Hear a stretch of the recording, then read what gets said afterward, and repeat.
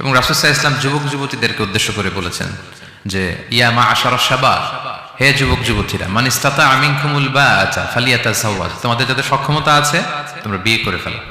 Timely marriage আমরা সব সময় বলি, সময় মতো করতে হবে।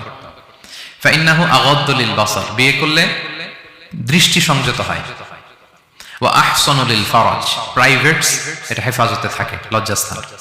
ওমান লাম ইয়াস্তাতি', যদি কারো সক্ষমতা না থাকে, ফাআলাইহি বিস-সাওম, সে যেন রোজা পালন করে। ফাইন্নাহু লাহু বিজা, এটা তার জন্য ঢাল স্বরূপ। তাহলে অন টাইমে ম্যারেজের কথা রাসূল সাল্লাল্লাহু আলাইহি ওয়াসাল্লাম আমাদেরকে বলেছেন। এবং এই যৌবন এটা কিন্তু একটা হিউজ এনার্জি।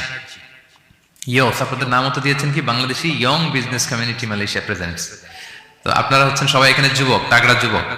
এই যৌবন 5টা প্রশ্নের উত্তর না দিয়ে কিয়ামতের ময়দানে মানুষ পা নাড়াতে পারবে না। এর মধ্যে একটা প্রশ্ন হচ্ছে তোমার জীবনের যে মাহেন্দ্রক্ষণ যৌবন, এটা তুমি কিভাবে কাজে লাগিয়েছো, তোমার ইয়ুথ, এটার ব্যাপারে আপনি জিজ্ঞাসিত হবেন।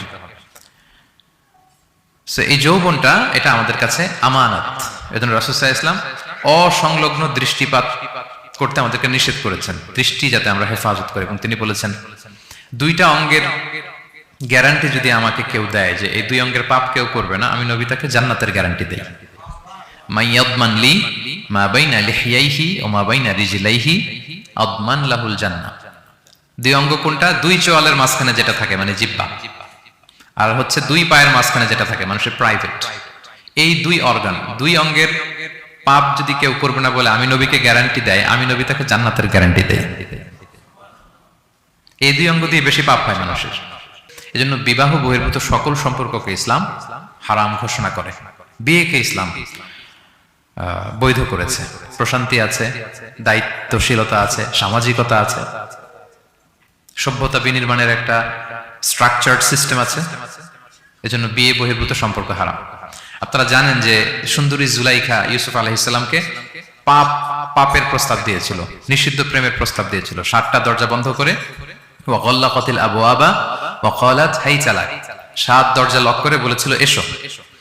আর তখন ইউসুফ আলাইহিস সালাম যে শব্দটা উচ্চারণ করেছিলেন, এটা গোটা বিশ্বের যুবকদের জন্য একটা মহৌষধ। তিনি বলেছিলেন মাআযাল্লাহ, যেটা আমরা বলে অভ্যস্ত, আমরা বলি নাউযু বিল্লাহ, সেম থিং, একই জিনিস। আল্লাহ আমি তোমার কাছে পানাহ চাই। এরকম ইনবক্সে যদি প্রস্তাব আসে, এরকম মেসেজ যদি আসে, পাপের কোনো হাতছানি যদি আসে, আমরা সাথে সাথে কি বলবো? মাআযাল্লাহ। কি বলবো? মাআযাল্লাহ, আল্লাহ এই পাপ থেকে আমি বাঁচতে চাই, আল্লাহ আমি পানাহ চাই। এবং পরে ইউসুফ আলাইহিস সালামকে সে বলেছিল তুমি যদি মেনে না নাও তোমাকে জেলে বন্দী করা হবে, জেলেই পাঠানো হবে। তিনি বলেছিলেন ক্বালা রাব্বিস সিজনু আহাব্বু ইলাইয়া মিম্মা ইয়াদউনানি ইলাই, আল্লাহ যে পাপের দিকে তারা আমায় ডাকে তার চেয়ে জেলখানা আমার জন্য ভালো।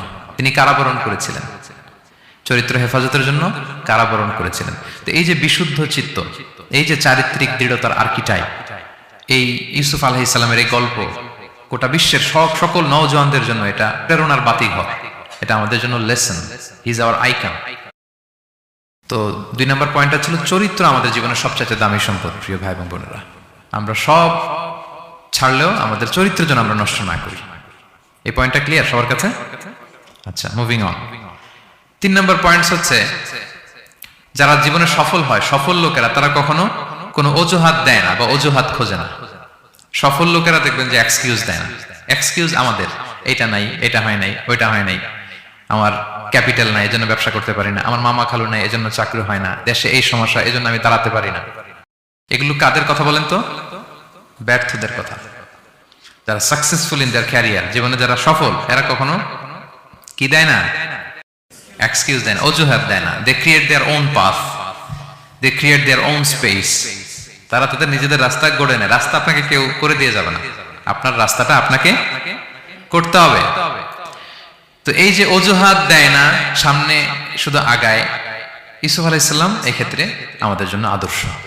আপনি একটু খেয়াল করে দেখেন, এই যে আমাদের মধ্যে এত হতাশা, এটা নাই ওইটা নাই, এত হতাশা, হতাশ হওয়ার মতো কি ছিল না ইউসুফ আলাইহিস সালামের জীবনে? বলেন, হতাশাগ্রস্ত হওয়ার মতো কি ছিল না? ওনার জীবনে সব ছিল। হতাশ হওয়ার জন্য, হাল ছেড়ে দেওয়ার জন্য যা যা দরকার সব ছিল। ছোটবেলায় ভাইদের ষড়যন্ত্র, ওনাকে পিটিয়ে মেরে আহত করে কুয়ার মধ্যে ফেলে দেওয়া হয়েছে, অন্ধকার কুয়া, ছোট্ট বাচ্চা। সেখান থেকে এক ক্যারাভ্যান কাফেলা এসে ওনাকে নিয়ে মিশরে বিক্রি করে দিল, দাস কেনাবেচার বাজারে। কৃতদাস, উনি এখন কৃতদাস। আর আমাদের মতো স্বাধীন মুক্ত মানুষ নন। কৃতদাস হিসেবে বিক্রি করে দেয়া হলো, সার্ভেন্ট। আজিজে মেসরের ওখানে যে উনি কৃতদাস হিসেবে জীবনযাপন শুরু করলেন, নারীর ছলনায় এখানে ফিতনার সম্মুখীন হলেন, কারাবরণ করলেন। হতাশ হওয়ার মতো কি ছিল না বলেন? সব ছিল। উনি তো হাল ছেড়ে দিলে, ইউসুফ আলাইহিস সালামের সবার আগে হাল ছেড়ে দেওয়ার কথা ছিল। কুয়ার মধ্যে যখন পড়ছে, খালাস, আমি শেষ, আমার তো জীবনে আর কোনো আলো নাই। দাস কেনাবেচার বাজার যখন বিক্রি, তখনই তো হাল ছেড়ে দেওয়ার মতো, আমার জীবন তো শেষ, মুক্ত জীবন তো আর নাই। জুলাইখা যখন অত্যাচার করতেছিল, তখনই হাল ছেড়ে দেওয়ার মতো ছিল। জেলখানায় মোর দেন আ ডেকেড, 12 বছর জেলখানায় ছিল, মানে মোর দেন 10 ইয়ার্স, 10 বছরের বেশি। তো তারপরও তিনি কি করেন নাই? অজুহাত দেয় নাই। ধৈর্যের সাথে, সাহসিকতার সাথে একটার পর একটা পথ পরিক্রমা তিনি পাড়ি দিয়েছেন। এবং দেখেন যে উনি জেলখানার ভেতরে যে পুরো জেলখানার পরিবেশ চেঞ্জ করে ফেলছিলেন আল্লাহ নবী ইউসুফ আলাইহিস সালাম। জেলখানায় কারা যায় বলেন তো দেখি? চোর, ডাকাত, গুন্ডা, বদমাশ, তাই না? তো ওখানে যে উনি দেখলেন যে কারা কর্তৃপক্ষ এই গুন্ডা বদমাশদেরকে নিয়ন্ত্রণে রাখতে হিমশিম খাচ্ছে। আল্লাহ নবী ইউসুফ আলাইহিস সালাম ওনার চারিত্রিক মাধুর্যতা দিয়ে, ওনার পার্সোনালিটি দিয়ে, ওনার আচরণ দিয়ে, সবকিছু দিয়ে সবার মন জয় করে ফেলেন। কয়েক মাসের ব্যবধানে পুরো মিশরের জেলখানা ওনার নিয়ন্ত্রণ। এবং জেলখানা, কারাবরণ, কোনো কিছু দিয়ে আল্লাহ নবী ইউসুফ আলাইহিস সালামকে দমানো যায় না। দমানো গিয়েছে না। যেন সফলরা এগুলো বলেন, আমি তো কারাবরণ করছিলাম, আমি তো 10 বছর ছিলাম না, আমার তো এই সমস্যা। এগুলো সফল লোকদের কথা না। আপনারা নেলসন ম্যান্ডেলার নাম শুনেছেন? সাউথ আফ্রিকার প্রথম প্রেসিডেন্ট। উনি কত বছর কারাবরণ করেছিলেন জানেন? 27 বছর। 27 বছর উনি জেলখানায় ছিলেন। আজকে ওনার মৃত্যুর এত বছর পরেও কুয়ালালামপুরের এই ইফতার প্রোগ্রামে ওনার কথা আমরা স্মরণ করতেছি। কি সাকসেসফুল না? অত দূরে যাওয়ার দরকার নেই। আমি যদি এই দেশের দিকে তাকাই, what about the honourable prime minister Anwar Ibrahim? কয় বছর? প্রায় 8 বছর। পরে রয়্যাল পার্ডনে সব মিলাই টিলে 8 বছরের মতো উনি কারাজীবন কাটিয়েছেন। তো সফল হতে কোনো সমস্যা হয়েছে? Now he is the prime minister of Malaysia. সুবহানাল্লাহ।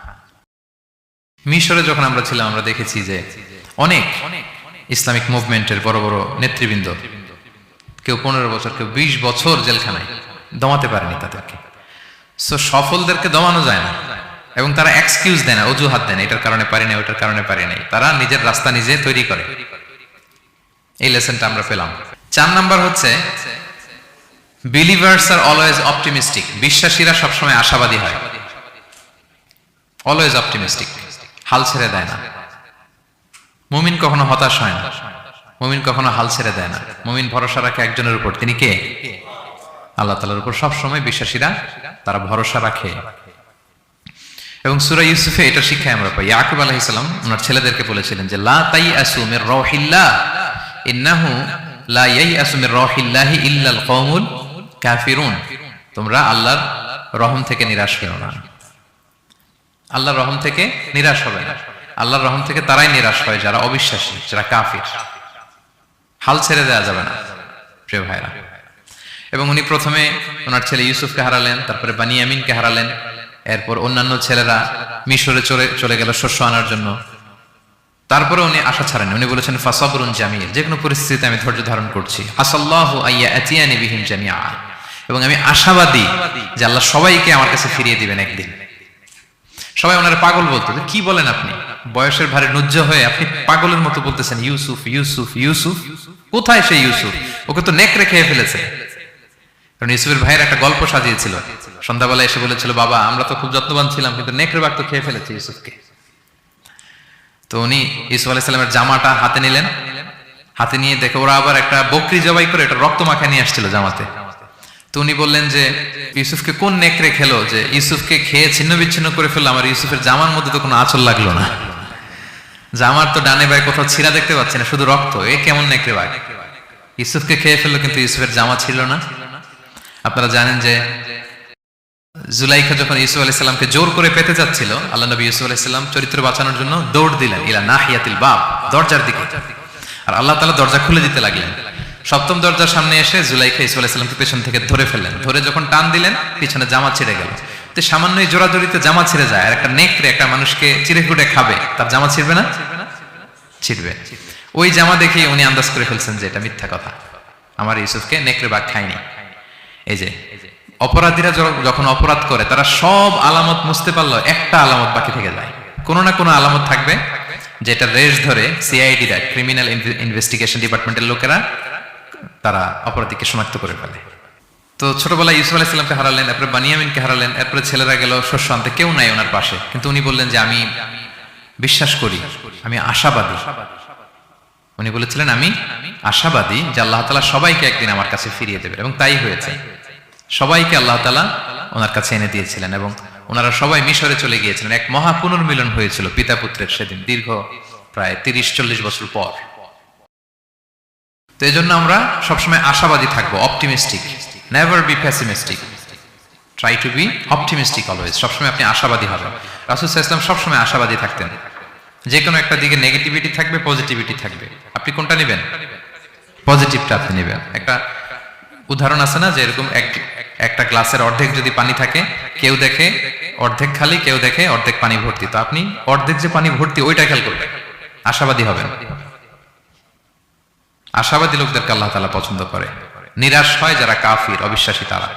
আর শয়তানের সবচেয়ে বড় মিশন হচ্ছে আমাদেরকে হতাশ বানানো। আমাদেরকে কি বানানো? সে আমাদেরকে হতাশ বানাইতে পারলে সে সাকসেসফুল।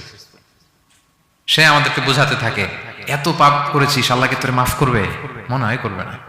এত পাপ হয়ে গেছে, এত অন্যায় হয়ে গেছে, মনে হয় আল্লাহর পাপ মাফ করবে না। যা হয়েছে হয়েছে, আরেকটু কর, আরেকটু এনজয় করতে থাক, আরেকটু গা ভাসায় দে পাপের সাগরে। এরকম আপনারে প্রভোগ করতে থাকে সে। আপনাকে আশাবাদী হতে দেয় না যে না, আমি পাপ যতই করি, আমার পাপ যত বড় হোক, আল্লাহর রহমতের দরিয়া তার চাইতেও বড়। এটা ভাবতে দেয় না শয়তান। আমাদের বারবার বারবার নিরাশ করতে থাকে। নিরাশ যদি আমাদেরকে করতে পারে, শয়তান সফল। শয়তান সবসময় আমাদেরকে নিরাশ করতে চায়, ভয় দেখায়, তুমি যেই পাপ করেছো আল্লাহ তো মাফ করবে না, এত বড় পাপ তো আল্লাহর কাছে ক্ষমা হবে না। সো আমরা যেন আশাবাদী হই, আমরা যেন হতাশার সাগরে ডুবে না যাই, অপটিমিস্টিক যেন হই সম্মানিত ভাইয়েরা। এবং ইউসুফ আলাইহিস সালাম কিন্তু এক্ষেত্রে আমাদের জন্য আদর্শ। তিনি আশাবাদী ছিলেন এবং শেষ পর্যন্ত লড়াই করে গিয়েছেন, নিরাশ হওয়া যাবে না। এই পয়েন্টটা ক্লিয়ার সবার কাছে?